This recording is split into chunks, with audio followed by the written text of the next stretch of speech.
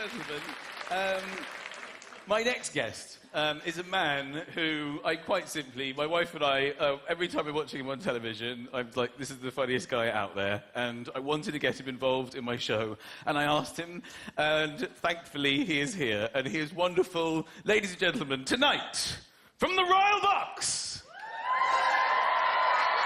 I give you David Mitchell!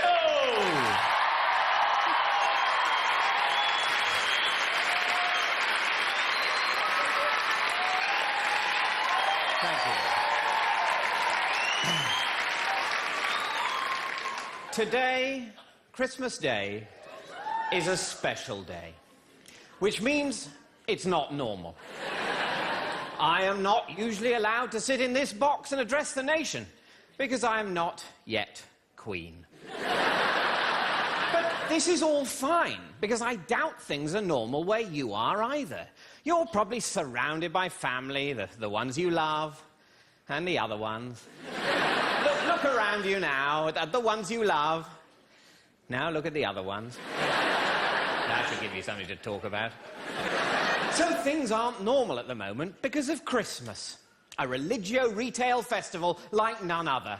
Its rivals just last for a day. You get a red rose, pancake, pumpkin, firework or poppy and have a bloody good time.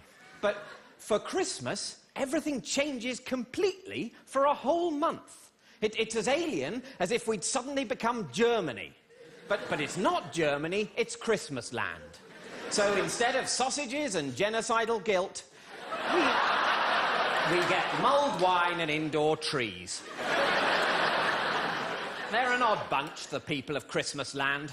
While our popular music tends to centre around empty cliches of love, theirs centres around empty cliches of goodwill, and is much more likely to mention reindeer, an animal with which the people of Christmas land are obsessed, for reasons which still baffle anthropologists.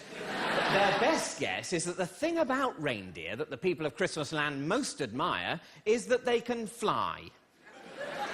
What remains unclear is why, when selecting an animal to admire for its powers of flight, they didn't settle on one that could actually fly. Like a robin. They're very fond of the robin, but invariably portray it standing still.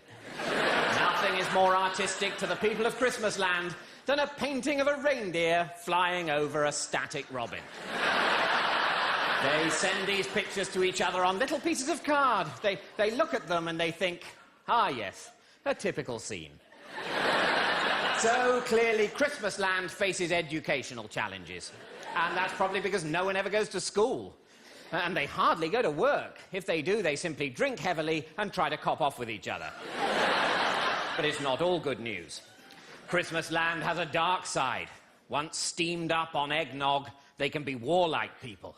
If you're seen eating a salad rather than a heavy fruitcake wrapped in disgusting marzipan, you may find yourself rebuked with the phrase, "That's not very Christmassy," which gives a troubling glimpse into their nationalistic fervour. But all in all, I enjoy my annual holiday in Christmas land and feel that we have something to learn from these generous, musical, family-orientated, lazy, argumentative, obese, alcoholic and reindeer-obsessed people. And they're certainly a lot nicer than their neighbours, the tedious, puritanical, impecunious, miserable people of January land, who bang on endlessly about their failed diets while shaking with nicotine withdrawal. Good luck getting a present out of those bastards. Merry Christmas. Wonderful!